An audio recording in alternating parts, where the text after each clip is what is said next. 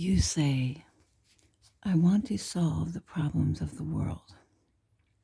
There is so much going on in the world. How do I solve it? And I say, start with yourself. And you say, but there's nothing wrong with me. I just want to solve everything that is outside of me.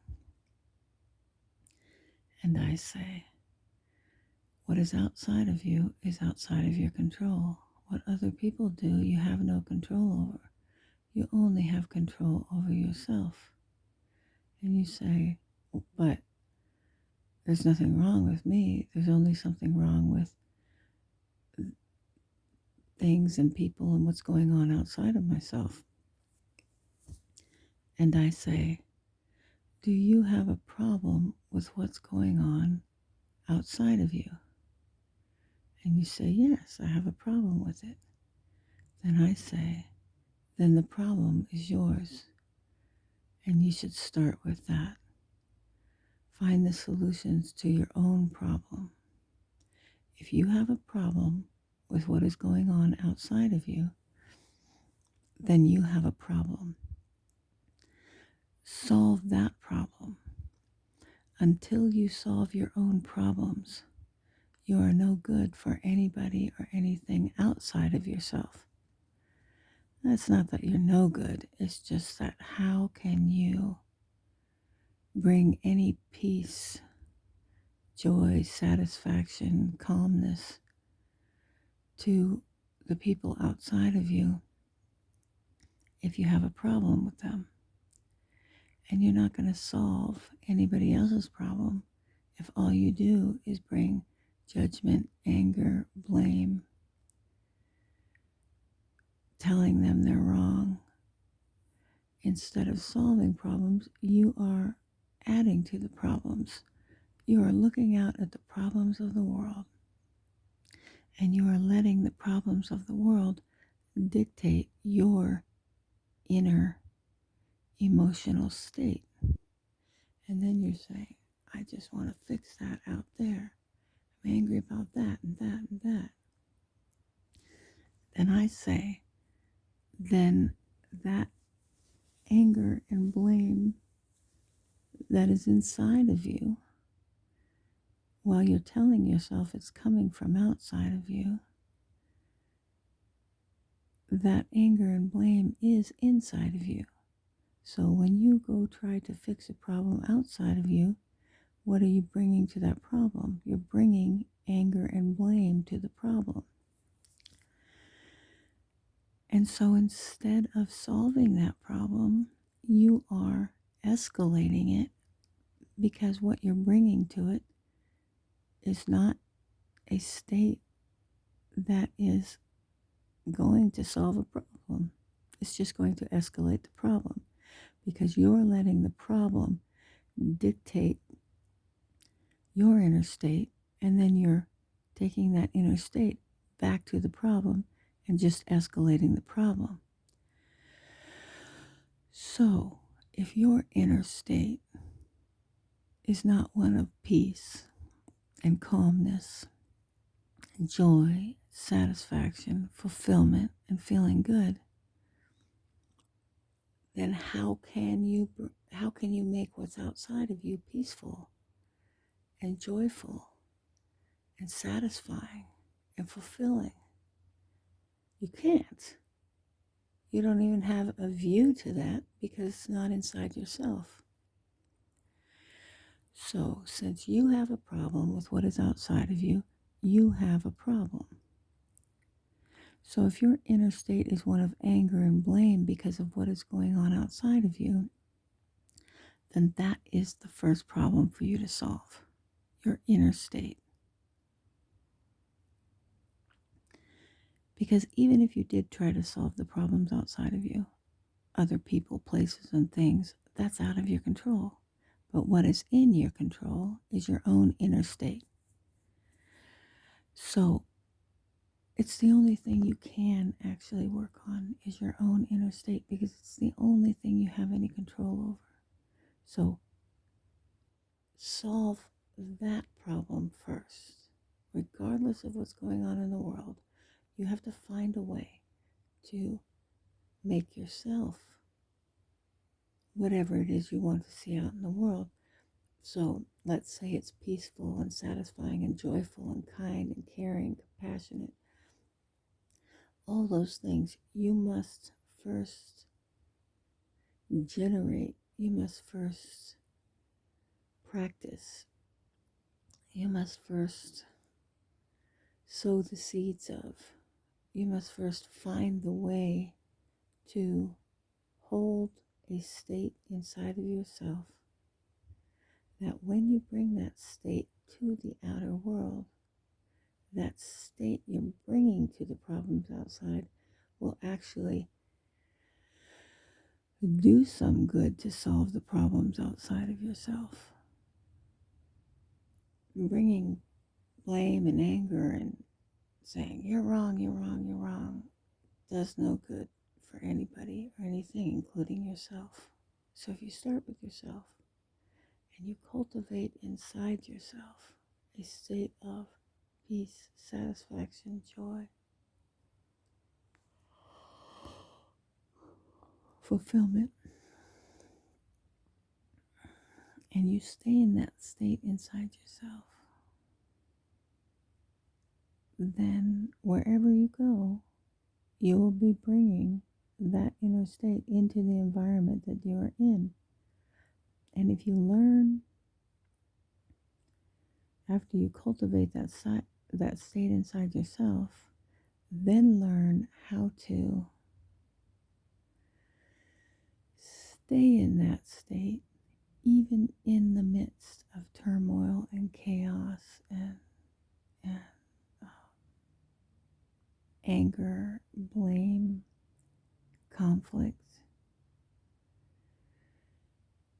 And if you can stay in that state regardless of circumstances, then you will, and only then will you, be a catalyst for the solution to the anger, blame, turmoil.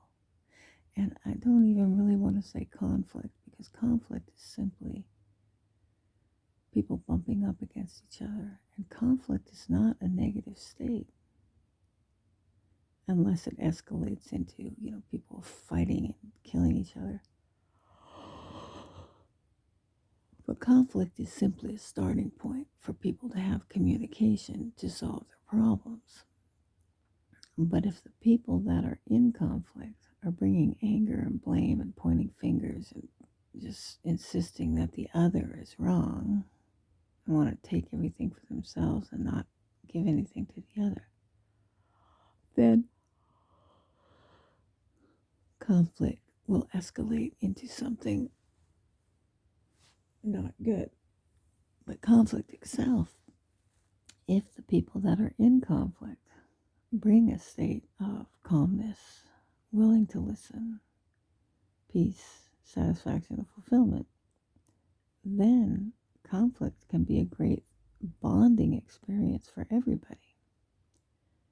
And that is how the solutions come about. But people need to focus on their own inner state first, and then hold that inner state, not just when they're alone on a mountain, but when they're in the midst of chaos, so they can stay calm and have eyes that are looking for a solution. Because if you're in a state of anger and blame, you're not going to see solution, you're only going to see problem. But if you're in a state of calmness and peace and equanimity and balance and sanity, then your eyes will see the solution through the chaos, will see the solution during the conflict. And then, and only then, can you be a catalyst for positive change in the world. You must start with your own inner state. And you can only start with your own inner state Because even when you have an inner state of calmness, peace, equanimity, you still can't control other people. It is simply the best possibility to bring a solution into a chaotic situation. You become an example of the solution in a chaotic situation. But you never, ever, no matter what your inner state, have control over people and circumstances outside yourself. You only have control of yourself. So get to that unbreakable space inside yourself where you are at full choice to be at peace inside yourself, regardless of the choices of people around you, because you can't do anything about their choices anyway, whether you're at peace or not. But you have a much better chance to create a solution if you are at peace inside yourself and can hold on to that peace regardless of how people around you are acting. And as you practice that, you will notice what people's situations and circumstances that you are vulnerable to losing your peace in. For some people, it's someone who's extremely violent or angry. For other people, it is people who are extremely vulnerable, weak, depressed. So you will find your own weak spots. And when you do, you just keep working on yourself, working on yourself, working on yourself. Because if you have a problem, the problem is yours. It's not in other people. You say, I have a problem with you. Yes, I have a problem when I'm with you. So if I have a problem when I'm with you, the problem is still mine. So I have to see how to solve that problem. What is it you are being that touches my buttons? What is it you are being that gets in there and for some reason I use you as my excuse to not be at balance, equanimity, and peace? That's still my problem. And I have to figure out how I can stop using you as my excuse to be at balance and peace, equanimity, joy, fulfillment, satisfaction. And I just have to practice until there is no one, nobody, no way of being, nothing that anyone can do to take me out of my own sense of peace, balance, equanimity. You can walk through a storm and stay at peace, balance, and equanimity. But it doesn't happen automatically. You've got to decide that's what you want to do and then begin step by step, one thing at a time. Work on this, work on this, work on this. Oh, I see this. This is taking me out of peace. I'll work on that. Oh, I see these kind of people are still upsetting me. Work on that.